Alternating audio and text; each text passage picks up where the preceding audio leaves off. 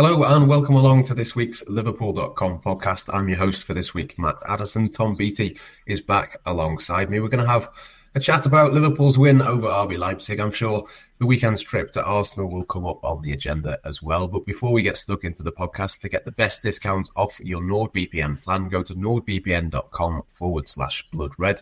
Our link will give you 4 extra months on the 2-year plan, and there's no risk with Nord's 30-day money-back guarantee.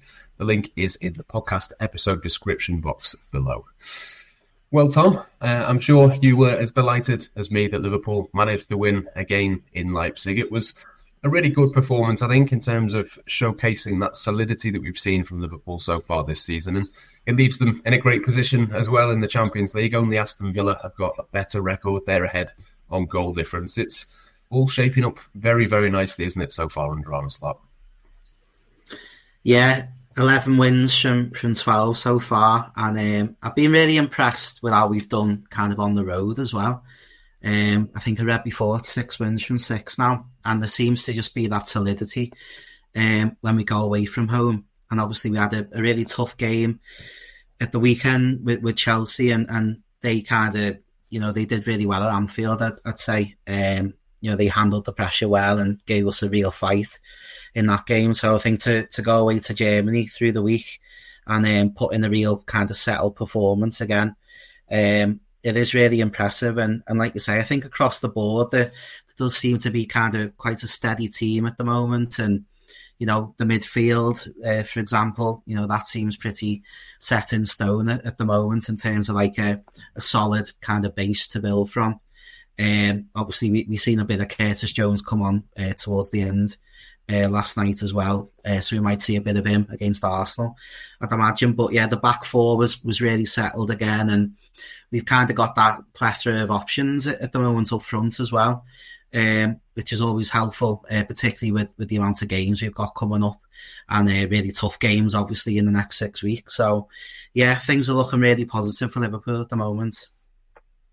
Yeah, I think the squad depth thing is a good point. The fact that we're in the middle of this run as well. Liverpool have played a couple of big teams already. There's obviously Arsenal and a couple of games with Brighton. It doesn't really get any easier for Liverpool in terms of that relentlessness. I was on BBC Radio Merseyside about just over a week ago and said if Liverpool can win 2 out of the 3 and maybe draw the other one in this first week back after the international break, that'd be a real step forward. We're 2 games into that. They've already got the 2 wins. It's now just a case of what they can do against Arsenal. But I think you've got to fancy Liverpool, haven't you, going into the weekend? When we've seen how they've done midweek against Leipzig, okay, they had a couple of chances towards the end of the game, but I think you always fancy Liverpool to not concede many goals now. It's, I think, 6 goals conceded in 12 games. Obviously, Arsenal is a different level of test, but they've got that solidity. As you say, they've got the options in the attack as well. It feels like a nice balance, I suppose, from what we've seen of Liverpool so far this season.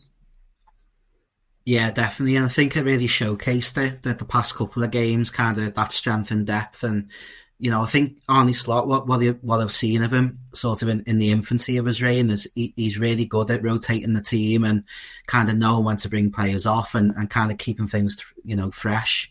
He's made a couple of, left field decisions really in terms of his selection sometimes. Obviously, Tsimikas came in last night again, and I think he did pretty well. And that obviously gives Andy Robertson a bit of a rest as well, which is always good. And then we've got the forward line, the likes of Gakpo being able to bring a player of that quality in to play the full 90.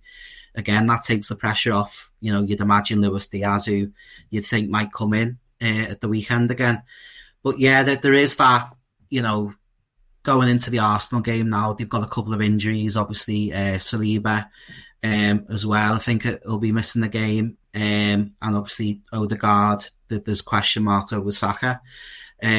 So yeah, it is a bit of an opportunity. It's obviously a tough place to go. Arguably, alongside the City away game, probably the hardest away game Liverpool are going to have this season. But yeah, I think Liverpool are in good shape. And maybe the injuries have kind of stacked up a little bit for Arsenal.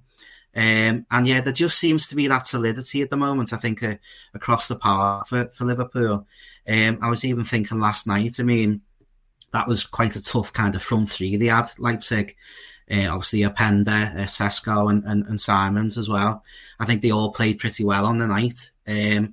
But yeah, there seems to be a lot of balance in that back four. I think Trent did really well defensively. He was keeping things quiet down that side.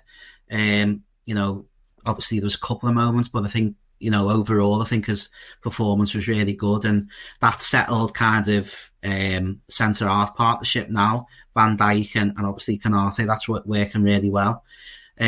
So yeah, I think like you've touched upon there with only the 6 goals conceded, that's a massive positive. And I think going away to somewhere like the Emirates to be able to keep the back door shut, and hope that your forward players can kind of maybe nick you a goal, or kind of similar to the Leipzig game a little bit, where if you get an early-ish goal in the game in the first half an hour, maybe you can sit on that a little bit more and it takes a little bit of pressure off. So yeah, there's a lot of positives to take from last night, and I think obviously heading into the weekend, 2 wins after the international break is a good kind of springboard, I think, for what's going to be a massive challenge, I think, for them at the weekend.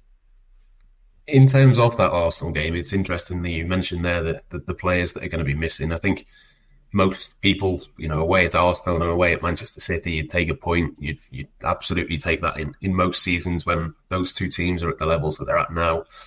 We saw last season that the title wasn't necessarily decided by who won in those big games. It was more the case that you had to win the other games around that as well. So, I mean, where do you stand heading into the weekend? The fact that Saliba won't be there, Martin Odegaard won't be there, and potentially Bukayo Saka as well. If Arsenal were to be without all 3 of those players, would it almost be a disappointment if Liverpool didn't go there and make a bit of a statement? Even though it's still going to be really hard to go to the Emirates and win because of how good Arsenal are. Is this a real opportunity, do you think, for Liverpool? I actually think it is. I mean, obviously, I think Arsenal have got to respond well at the weekend. I think they lost, didn't they, last weekend? So, yeah, there's always kind of that talking point about sort of how they're going to respond to that.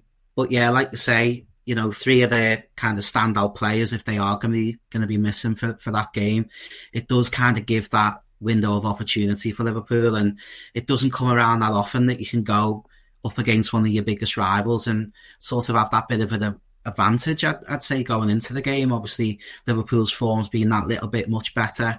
Obviously, I think there's a 4-point cushion in the league at the moment. So, yeah, it is a massive opportunity, I think, for Liverpool to... I think it'd only be an early marker in the season, because we've seen, obviously, down the years that, teams, particularly in that Christmas period, can kind of rack up wins and get on a bit of a run. And we know how good this Arsenal team is over the past couple of years. But yeah, I think it's a massive opportunity for Liverpool. It is, the cliche is a 6-pointer, and it definitely, I think, falls into that category. You never want to make kind of big, kind of tight predictions, but I think from sort of, the early weeks of the season anyway, up until now, the 3 standout teams overwhelmingly have been Liverpool, City and Arsenal. So yeah, that chance to kind of lay the first glove on them of the season, really, it doesn't come around every week. And I think actually the players will be up for the challenge. And yeah, I think they will be growing in confidence, I think, because they're racking up wins themselves. And, that Chelsea game was a massive test, and they pulled through that and saw out the win. And then to go away to Germany and grind out a real result again, I think it's really positive. So, yeah, it's a massive opportunity, I think, at the weekend. Yeah, if Liverpool can win, then that would put 7 points between them. It'd even mean it was 6 points, assuming that Manchester City win at the weekend. It'd be 6 points between City and Arsenal, and suddenly you are looking at that as being a bit of a big gap. It could be a pivotal moment potentially in the title race, but we'll have to see what happens at the weekend. I wanted to touch on Darwin Nunez as well. I think it's fair to say he was one of the stories from last night's game in Leipzig. Obviously, unfortunate for Diogo Jota that he's picked up the injury, but that gives an opportunity for Nunez to come in and make a bit of a difference. What did you make of his performance? I thought it was interesting pre-match that Arne Slot said, he wants to see the same off-the-ball work as against Chelsea, but with a couple of goals as well. He obviously did manage to get onto the score sheet, and I guess it's just a case of doing that again and making sure that that's the consistent Darwin Nunez that we see for the next few weeks, really? Is that the next step for him, do you think? Yeah, I was really impressed with him, obviously, when he came on against Chelsea, and he really put himself about in that game, and his hold-up play I thought was excellent. He was a real threat, I think, in that area of the pitch where he was able to kind of link up play really well. And yeah, I think he kind of brought that into the Leipzig game, and I was quite impressed. I think the few starts that he has had so far this season, I have been quite impressed. I think there was the Bournemouth game as well, wasn't there, where he got his goal. But yeah, he was putting himself about, I think, quite well last night, and obviously he nearly won a penalty. Obviously that got chalked off by VAR. But yeah, he just seemed a bit of a threat, and I think that's probably what the manager wants from him. I read an interview with him before, the manager, where he'd kind of challenged him to go out and get himself a goal, and that was the only thing I think missing against Chelsea, that maybe, them opportunities didn't really spring up for him in that game. There was more for Curtis Jones for whatever reason. He seemed to be getting kind of the lion's share of the chances in that game. But yeah, he just seemed a massive threat, and I think that's what the Liverpool fans want to see from him as well. We know he has that in his repertoire. He's able to kind of cause a bit of chaos in that final third, and I guess not many players have got that quality as well, where they're able to kind of draw in defenders. And I think we often forget that he is a bit of a unit, and I think if he uses his body quite well, that hold up play can be kind of become part of his game. And I think there was a chance for Gakpo in the game as well, really, that he kind of engineered himself, and that side of his pressing game, I think, is really improving, and I've seen that improvement this season, particularly under the new manager. So yeah, I think that again, he's a player where he seems to be growing into the season, and I think there are a couple of players like that in the squad. I think Gakpo, every time I see him, has looked bright and positive. I thought Szoboszlai last night was good again, and that settled midfield's really helping him, I think, every week. And it's good to see these players kind of growing into the season, because I think it will hopefully be a long season for Liverpool, and you'd hope that they're fighting on multiple fronts, and so far the signs are positive that might be the case. So you need players like Nunez to be able to step in, and obviously we don't know how long the Jota injury is going to be. I think it was to his ribs, so you're hoping it's not for long, but he is showing good signs at the moment, I'd say, Nunez, that he can step in there and do a job for us. I almost wonder as well with Nunez whether it possibly suits him a little bit more to play against some of these better teams. I thought going into last night's game that Leipzig might leave a bit of space in behind to run in behind. It wasn't as quite a high line as what you've sometimes seen from them. They obviously adapted. I'm sure there'll be times when Liverpool are able to pen Arsenal in at the weekend, and Brighton have played with a high line, but I know Fabian Herzler has talked about being adaptable to different opponents. But you look at the run of games that Liverpool have got, Aston Villa coming up. I think that was a game that Darwin Nunez started at Anfield. I think I'm right in saying last year that was one of the best performances of the season. So it does feel to me like there's maybe a few games that might suit him. That's not to say that if Diogo Jota was fit that it wouldn't suit him as well, but it does feel like there's an opportunity to get a bit of rhythm really for Darwin Nunez, and I think that's possibly what he needs. He will argue that he needs to get those starts and the regular minutes under his belt to be able to get into that form. Obviously the reverse of that is that he's maybe not impressed as much as Diogo Jota when he has been given the opportunities, but you can't really have one without the other. He needs that opportunity, and I think that is something that we'll probably see. Even if Diogo Jota does come back, there is going to be opportunities to rotate, and he will have to get time out of the team, and he's going to have to rotate and be a part of that forward line for Liverpool. So that's definitely, I think, something to watch out for in the next few weeks. You mentioned there Cody Gakpo, Luis Diaz as well, obviously coming off the bench and looking lively. There's quite a few options, isn't there, for Liverpool in that attack, even though Diogo Jota and Federico Chiesa are out injured at the moment. How do you expect Liverpool to line up on Sunday? Yeah, I thought it was interesting. Obviously, the Diaz was only brought on as a substitute, so I'm kind of expecting that he goes back in on the left wing. I think Gakpo played the full 90, didn't he, against Leipzig? So you'd imagine drop to the bench. But yeah, I think it'll probably be Nunez again, I think, leading the line. And obviously Mo Salah out on the right wing as well. But yeah, like you touched upon there, the amount of options Liverpool got at the moment, it's a nice problem to have for the manager. I think he's balancing that really well throughout all the competitions. And I think he's getting a run of form out of all the players as well, because I guess that's always the concern if people can't get that kind of run of games together, whether they've got that rhythm. And, like you were kind of touching upon as well with Nunez, maybe that's been the one concern with him, that possibly can't get that rhythm under his belt when Jota's there. But there's that little window of opportunity for him now that the injuries come for Jota. And he showed in the past couple of games, Nunez, I think, that he's ready and waiting. And it's good to see that I think all the players understand their role in the squad. And, it does seem quite a happy camp at the moment. And I think everyone's kind of settled with their roles within the squad as well. But yeah, it's good having that amount of options, and I think maybe that's a bit of an advantage that Liverpool have got on the rivals, even, lower down the Premier League when you're coming up against opponents, maybe without that amount of quality, to be able to bring on players, who can change games from the bench, I think is a massive asset for the manager.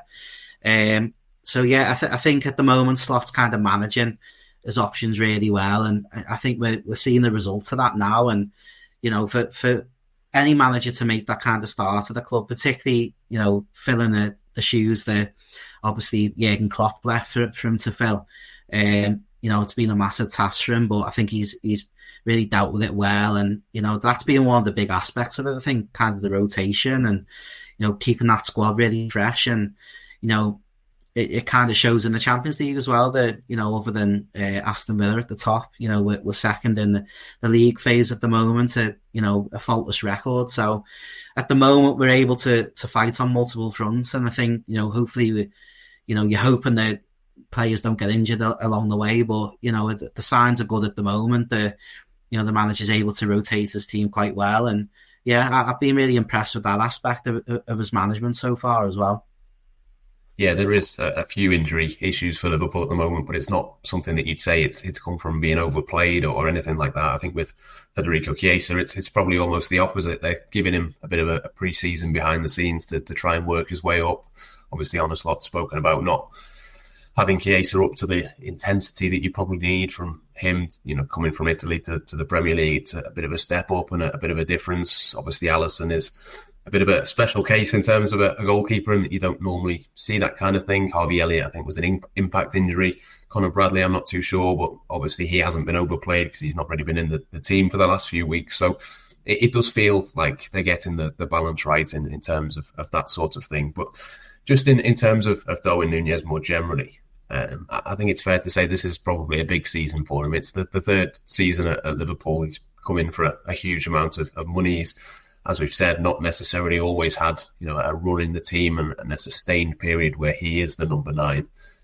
Obviously, we hope that Diogo Jota isn't injured for a period of time, but if he is and Nunez does get a run, is this a big period, do you think, for him? Because I certainly think at this point in his Liverpool career, there's still question marks, and when you have come in for that sort of money and maybe not been as consistent as what you would have liked, it feels like when you do get the opportunity to have that consistency, he's probably got to take it. Is that a fair assessment, do you think? Yeah, I think that's very fair. I mean, obviously, he's come into his third season now, and I think that the first couple of seasons were mixed, and, I think the aspect of sort of what he's good at, I think we've seen his best attributes, but also he has been inconsistent. And I think finding a place within the team has often been a little bit of a difficulty for him. Kind of finding where he fits it was difficult for the last manager. And I think, to be fair to Slot, I think he's kind of getting a tune out of him, which is really positive. But yeah, like you say, I mean, this is a massive opportunity for him. We don't know how long Jota might be out for. Maybe if it's even a month, this is a massive month for Liverpool coming up. Obviously, it started after the international break with the Chelsea game, ends obviously with Real Madrid, I think at the start of next month. So there's a lot of massive games in the middle of all that, and he has to kind of start taking advantage of that. I think the best thing in games is it kind of, and what Jota's great at is kind of affecting games and, always being involved in that final third. And that's kind of what you want to see from Nunez. And I think that's kind of what the previous two managers have tried to sort of challenge him on, both Klopp and Slot, is that, even if you don't score, we kind of want to see you putting yourself about, and that pressing side of your game has got to be there as well. And, maybe there's less emphasis a little bit on that nowadays under Slot, but I think it still forms part of what we're expecting from a centre forward at Liverpool. So, yeah, I think, it's on performances as well. I guess his goal record has been okay so far. I think he's got 35 goals so far and just over 100 appearances. So it's not so bad as goal record, but, equally you want to see that consistency from a player. And I think, again, when you're fighting on multiple fronts, you need players you can rely on. And you need to kind of, take the opportunity that he's been given now. And we've seen with Cody Gakpo, he can play through the middle as well. So, if it doesn't work out with Nunez, does that become a question again as well? So he's always kind of got that on his shoulder that he's dealing with. But I guess at a club like Liverpool, you're always going to get that healthy competition for places, and he kind of needs to put that marker down in the next month, I'd say, and kind of make the position his own, or kind of give the manager something to think about when Jota eventually does come back. At the other end of the pitch, then, one player who's definitely made the position his own is Ibrahima Konate. I thought he was excellent for Liverpool against Leipzig. He's obviously going to be busy again in the next few weeks. Obviously, there's always a bit of a concern about an injury with him, but it does seem like Liverpool are in control of that and not sort of in any kind of red zone or anything like that. They keep playing him, they keep starting him, so there must be a confidence that he's in the right physical condition to be able to continue that. But I thought both him and, obviously, as ever, Virgil van Dijk as well alongside him, I thought they were both excellent against Leipzig. You mentioned the front three that Leipzig have got before. They're clearly all excellent players. There was a few offsides in there, which I think Openda probably doing his best Darwin Nunez impression of just getting a little bit behind that line. But I think part of that is just because of how good Liverpool are. They do have that bold, forward-thinking, front foot line. Konate held and Van Dijk was in the right position. And it was Liverpool catching Leipzig offside as much as, Openda probably went a little bit too soon as well. It was, I thought, a really dominant performance from both of those centre-backs last night. Yeah, I love just how solid they are, and obviously only the 6 goals conceded so far this season, and that tells its own story. But yeah, last night, I think, that front three, they all kind of had their own qualities, didn't they? And I thought they were quite difficult to defend against it in some ways. They kind of also had a bit of a threat. And yeah, that stability at the moment, I think it is probably, one of the biggest plus points, I think, from this season so far. I've been really impressed. And yeah, that centre-back pairing seems to be getting better and better. There were question marks back end of last season, wasn't there? Obviously, when Jarell Quansah came onto the scene, and he kind of won the place next to Virgil van Dijk, didn't he? But yeah, it seems like that's changed now. Obviously, the first game against Ipswich, Quansah got the nod, but after then, I think Konate's really made the position his own again. And yeah, I've been so impressed with him. I thought last night, again, just that calmness. At times we were under a lot of pressure, particularly, the final 15, 20 minutes, as you'd expect, away from home.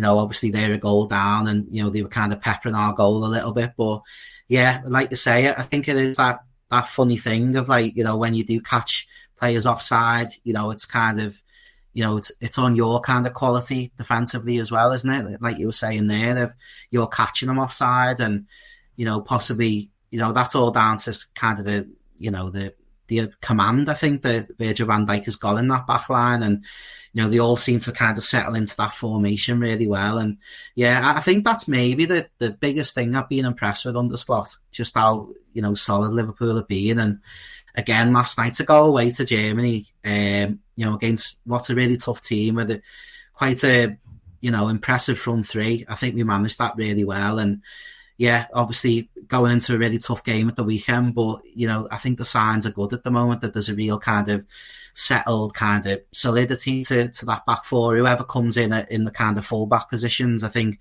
that centre-half pairing seems to be getting better and better.